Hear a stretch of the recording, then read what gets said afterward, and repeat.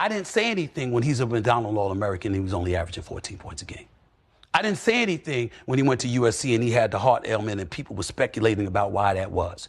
I didn't say anything when he said he was entering the NBA draft. I didn't say anything when he ended up getting picked by the Lakers. I didn't say anything when he was there opening night with the Griffeys, Ken Griffey Jr. and Sr. celebrating. I stood up and applauded because I thought it was a great moment. And most importantly, I thought LeBron James deserved it. Stephen A. Smith is just the ultimate you-know-what, man. This dude is crazy. So, because of all the backlash that he's been getting for by the black media for saying, he disrespects black men, black women, with the situation with Jasmine Crockett, what he was doing with LeBron James' son, Bronny, just so many different things that he's done over the years. He's been getting a lot of pushback, a lot of backlash, right? So, he was on a Pivot podcast and trying to explain all of this stuff. He bashes another black man. He throws LeBron James clean under the bus, pulls him from under the bus, and then throws him back under the bus, and then gets in the driver's side of the bus and roll over him. Like, it's just crazy, right? And I'm just trying to figure out when people really, like some of these broadcasters and stuff is going to call him out on his stuff, man. Because this dude is the ultimate fraud. We saw him kiss the ring and bow down to Alex O'Hannon, Serena Williams' husband, when he came on there and checked him, right? But let's look at some of the foolishness that he was saying while he was on the Pivot podcast. Check it out. Guess what? I found a way to win anyway.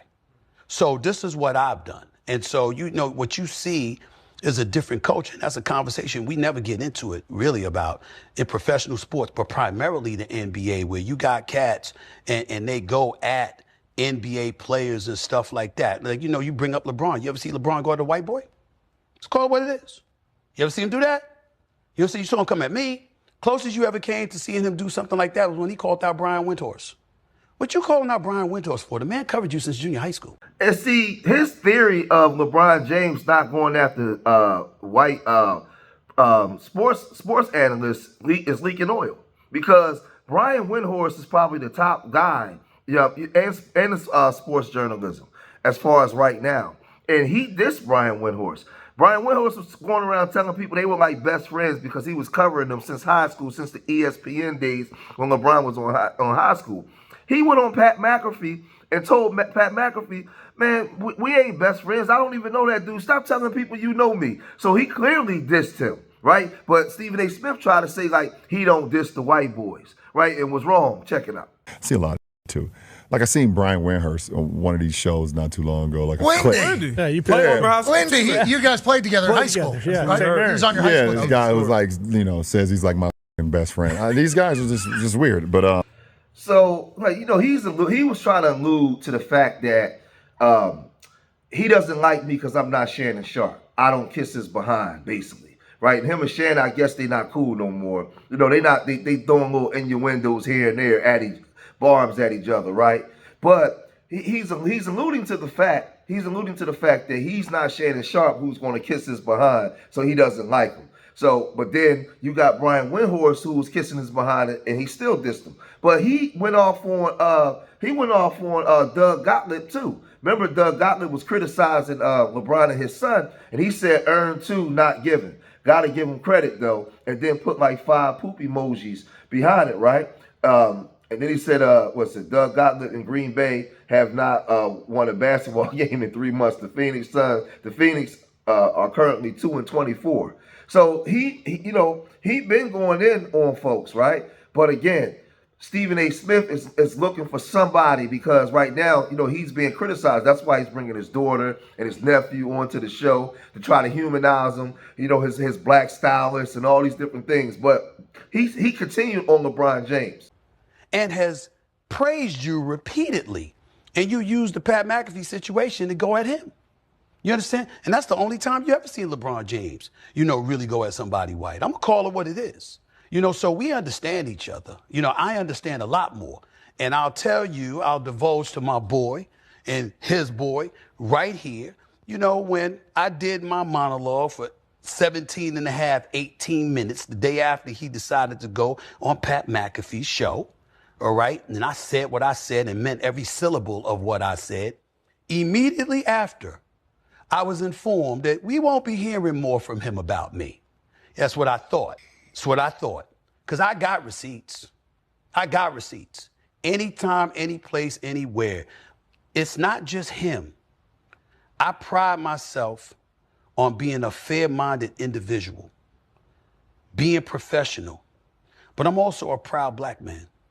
And I know not only what I've done, what I've tried to do for black men in our industry, black men in the world of sports, covering stuff the way that I do. I might have to call you out sometimes, but you know why I'm calling you out? Because there's a whole bunch of other black people I got to look out for, and they can't make the same errors you just made, because if they did, it would ruin their life. You're ultra talented, so you could get away with it. So I could talk about how wrong you are, but I need to use you as that example because I got a bigger vision. And the bigger vision is to make sure to shield cats from making those same kind of mistakes that will end their careers. You don't have to worry about that because you're too talented and gifted and you've already achieved so much that you don't have to worry about that. But do they look at it that way? Do they look at the big picture? No. Why? Because they want to hate on you. I've been in this business for over 30 years. There is not a single athlete, a single executive, a single owner. There is no one associated with sports that could tell you they came up to me and said they want to talk to me. They picked up the phone and said they want to talk to me, and I refused to talk to them. This guy, man, is something else, you know. So you see how tough he gets with LeBron James and the stuff that he says about LeBron James, right? And just black people in general. But then he goes into a whole monologue about what he does for black men in the industry. But if you take the emotion out and you sit back and you listen to him speak, he speaks as if he's the smartest guy in the room and everybody else is stupid. And he's saying about these athletes, you made a whole lot of money, so you ain't got to worry about what we got to worry about. We can't make the same mistake. First of all, if you are a sports analyst or you are ESPN or you whatever, you shouldn't be out there. First of all, you're not out there doing the same thing the athletes is doing because you don't have the same options that they have. So, like, it just doesn't make any sense. Like, what are you talking about? What are you talking about? Well, I gotta make sure that I keep these guys in check so that they don't, because if they get in trouble here, their careers will be over. Man, shut up, man. Like, who you think you talk? You really think you talking to people that's stupid? Like, what are you talking about? What are you talking about? And see, Shannon, what's his name? The light skinned one. He's the linebacker boy. He's sitting there just looking. He's not saying nothing because he know he's full of crap, right? Ryan Clark is going to kiss Stephen A's behind because he needed Stephen A's help to get to the position that he got to. But a lot of these people know that Stephen A is full of crap, but they're afraid to call him out. They're afraid to call him out on his bull crap because Stephen A. Smith is very powerful with them W executives from kissing behind. He's telling you, right? I got to keep y'all in line so that y'all don't get in trouble, right, with Mr. Charlie. Because you can't afford to get in trouble with Mr. Charlie and lose your career. You can't go out there doing what those athletes is doing and all that kind of stuff. Man, like, why are you even using them as the barometer?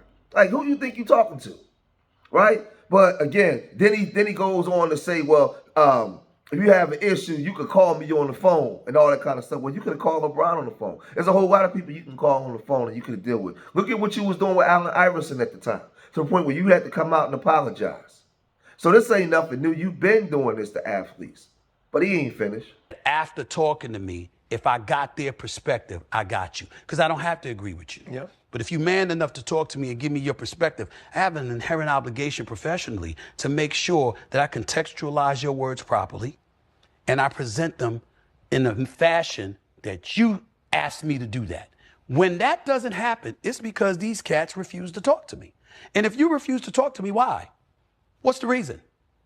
Could it be because you don't have an argument? Could it be because you can't sit before me and put your facts up against mine and have a discussion man to man? Because if I'm wrong, I'm going to say I'm wrong. And I've proven throughout my career that if I'm wrong publicly, I'm not going to apologize privately. I will come and apologize publicly. See, with somebody like LeBron, you ain't getting no apology. I'm too little. I'm too meaningless. I'm too insignificant for somebody like him to be man enough to say, yo, you really didn't do that to my son. You were really calling me out. I was the one that, whether it's getting him into the draft, getting him drafted by the Lakers, having him brought up from the G League, putting him up against Tyrese Maxey in the first quarter on a night after he was in the G League the night before. I didn't call those things out until that last part happened. You know the irony behind all this? The whole conversation is supposed to be surrounded around Stephen A. Smith and his inability to call out them W folks and hold them accountable to the athletes the same way he does the black athlete. But for some way, somehow, this whole thing turned into a LeBron James interview. What does LeBron James got to do with anything? Right? You turned this into LeBron. Right? You mad at LeBron and basically saying LeBron is a bad father for putting his son in a position the same way W folks have done all the time. Right? In executive positions, bringing them into the NBA if they was talented enough. So this is the whole thing, right? Skip Bayless for years have been the biggest detractor towards LeBron James. But one of Bronny's biggest supporters is Skip Bayless. And Skip has eviscerated LeBron James every chance he's gotten. Not called him a GOAT. Called Michael Jordan a GOAT and everything. Stephen A. Smith, you're just trying to run interference, and every chance you get, you direct and turn everything towards LeBron. And I'm trying to figure out and understand why. As if he's like a bad father. I don't understand. I really don't understand this. I mean, the interview was supposed to be about what you said on air about Serena Williams. About Serena. And her husband came up there and checked you on it. You bowed down and kissed the ring in front of everybody. Everybody saw you do it. Everybody. But yet and still, you go into this whole interview going in on another black man, another black father. He wasn't done. I didn't say anything when he's a McDonald All-American and he was only averaging 14 points a game. I didn't say anything when he went to USC and he had the heart ailment and people were speculating about why that was. I didn't say anything when he said he was entering the NBA draft. I didn't say anything when he ended up getting picked by the Lakers. I didn't say anything when he was there opening night with the Griffeys, Ken Griffey Jr. and Sr. celebrating. I stood up and applauded because I thought it was a great moment. And most importantly, I thought LeBron James deserved it because he did so much for the league. I said the league owes him this. Whatever he wants. If that's what he wants, that's what he wants. And the money, he's underpaid. So I don't care what his son getting paid. Go for it. I think his son's going to end up being a good pro. He keeps working on his game. I said all of these things. It's just that after one night in Philly, I said, wait a minute now. Now you asking us to ignore doing our job. We saw what we saw. He's not ready yet. That doesn't mean he won't be ready. And because of that, you caused this whole brouhaha?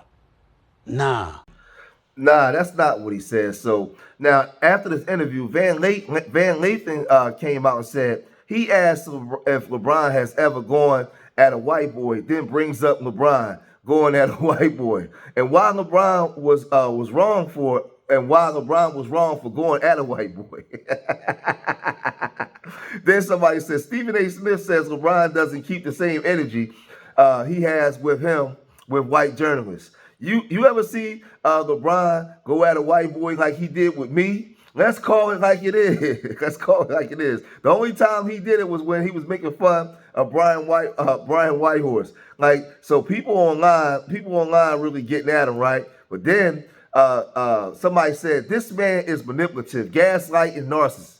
He's been hearing folks say he won't call out white people, and he flipped it on LeBron. I'm so glad I saw who he truly was when he first went on Sean Hannity, shaking my head. Any black man friends with Sean Hannity is not a friend to our people, man. So like I said, they really coming for his neck, man. And he really deserves it, right? Somebody else said, same dude who just got blanked by a white man live on television and stayed quiet like a good boy, laughing my ass off. This dude has become so effing insufferable. So people are tired of him, right? Somebody else said Stephen A. has got to think of himself as Malcolm X or something. The way he talks about doing this or doing that for black people. Meanwhile, he actually tap dances on Fox regularly. Stephen A. defends his resolute friendship with Fox News' Sean Hannity. He's not some blank nationalist. Man, listen. He's doing what he's told to do by his handlers. That's what he does. Stephen A. Smith hasn't fooled anybody. And guess what? No matter how much we complain, he's going to remain there in the position he's in because he's doing a damn good job for them. That's just what it is, man. But y'all got to let me know what y'all think about this. What's your opinion on Stephen A. Smith? Right? Leave your comments in the comment section. Subscribe to Street Media TV. Let me know what you guys think. Remember, I love y'all. Till the next time. Peace.